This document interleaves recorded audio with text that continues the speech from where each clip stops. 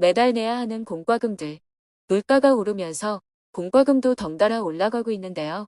특히 저소득 취약계층이라면 적은 금액이라도 매달 내야 하는 고정 비용이 부담스럽게 다가올 수 있습니다. 그래서 정부에서 작지만 고정 비용을 줄일 수 있도록 지원을 해줄 수 있다면 정말 좋겠다고 생각하셨을 거예요. 오늘 내용은 정부에서 여러분의 고정 비용을 줄여주기 위해 지원하는 제도로 얼마 이 제도의 지원 금액이 인상되었다는 발표가 있었습니다. 가구원 수별로 다르게 지원되며 혼자 사는 분이라면 29만 원을 지원받을 수 있고 2인 가구는 40만 원, 3인 가구는 53만 원, 4인 가구는 70만 원까지 지원될 예정입니다. 오늘 영상 끝까지 시청해 주시고 이 바우처 제도의 신청 자격을 꼭 확인해 보시기 바랍니다. 그 전에 구독과 좋아요 눌러주세요. 안녕하세요. 복지 김여사입니다. 오늘은 바우처 지원 금액 인상 소식과 함께 해당 바우처가 무엇인지, 그리고 누가 신청할 수 있는지 함께 알려드리도록 하겠습니다. 더 이상 재난지원금이 지급되지 않게 되면서 바우처나 지원금을 받기 위해서는 특정 조건을 만족해야만 하는데요. 이미 지원 자격을 갖춘 분들이 신청을 하지 않아 지원을 못 받고 있는 사례가 많다고 합니다. 이 제도 역시 저소득 취약계층을 위한 제도로 에너지 비용을 크게 줄여줄 수 있는 제도입니다. 바로 에너지 바우처인데요. 에너지 바우처는 취약계층에게 냉방비나 난방비를 지원하는 제도로 잘 알려져 있지만 아직도 제도를 잘 몰라 신청이나 사용을 하지 못하는 사각지대가 많이 있다고 합니다. 지원 내용을 알아보면서 어떻게 바뀌었는지 알려드리겠습니다. 최근 산업통상자원부에서는 취약계층을 대상으로 지급되는 에너지 바우처의 지원 단가와 사용 기간을 확대하기로 했습니다. 지원 단가는 지난해만 해도 세대 평균 34만 원을 지원했고 올해는 이 단가를 36만 원까지 인상됩니다. 지원 단가는 세대원 수별로 다르게 적용되고 있어서 가구원 수별 단가를 확인해야 하는데요. 1인 가구는 하절기 47,000원, 동절기 25만 원으로 총 29만 원, 2인 가구는 하절기 58,800원, 동절기 34만 원으로 총 40만 원, 3인 가구는 하절기 75,800원, 동절기 45만 원으로 총 53만 원, 4인 가구는 하절기 10만 2천 원, 동절기 59만 원으로 총 70만 원이 지원됩니다.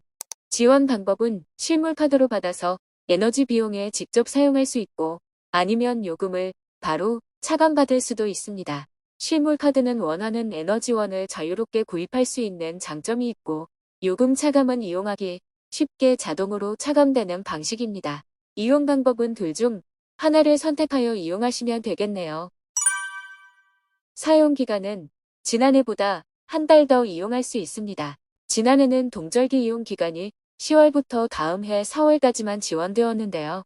이러면 남아있는 바우처 금액은 그냥 사라지게 되는 것이라서 아쉬워하는 분들이 많이 있었습니다.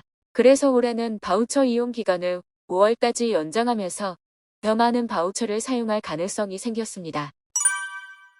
여기까지는 에너지 바우처가 무엇인지 또 어떻게 지원되고 있는지 알아보았는데요. 그러면 누가 신청할 수 있고 어떻게 신청해야 하는지도 알려드리겠습니다. 먼저 신청 대상자는 두 가지 조건을 모두 만족해야 하는데요.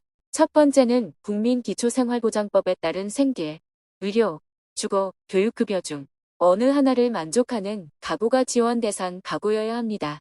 두 번째는 해당 가구 내 세대원 중 취약계층이 한 명이라도 포함되어 있어야 합니다. 여기서 취약계층은 만 65세 이상 노인, 7세 이하의 영유아 장애인, 임산부, 중증 희귀 난치 질환자, 한 부모 가족, 소년 소녀 가정이 있습니다. 그리고 한 가지 더 알아두셔야 하는 조건이 있는데요. 기존에 다른 에너지 비용을 지원받았던 분들은 발급 대상에서 제외될 수 있습니다. 다른 에너지 비용이라고 하면 연탄 쿠폰, 등유 바우처 등 정부로부터 지원받는 에너지 지원 제도를 말합니다. 다음은 신청 방법입니다. 신청은 거주지 인근 행정복지센터로 직접 방문하여 신청할 수 있고 신청 기간은 5월 29일부터 12월 31일까지입니다. 다만 행정복지센터를 방문하기 어려운 분들도 있는데요. 직접 방문이 어렵다면 친족이나 법정 대리인이 대신 방문하여 신청해도 괜찮고 대리인 방문도 어렵다면 지자체 공무원의 직권 신청이나 복지로 홈페이지에서 온라인 신청도 가능합니다. 마지막으로 기존 신청자에 대한 내용입니다. 기존 에너지 바우처 신청자는 따로 신청할 필요가 없지만 이사를 가거나 수급 정보에 변동이 있을 경우 재신청이 필요할 수 있고 세대원수 변동, 바우처 승계 등 특수한 상황이라면 재신청이 필요합니다. 오늘은 에너지 바우처의 변경된 내용과 함께 누가 신청할 수 있는지도 알아보았는데요. 지원 대상자로 선정될 가능성이 있다면 망설이지 말고 행정복지센터로 방문하셔서 상담 및 신청을 하시고 지원받으시기 바랍니다. 오늘 내용이 유익하셨다면 구독과 좋아요 부탁드립니다.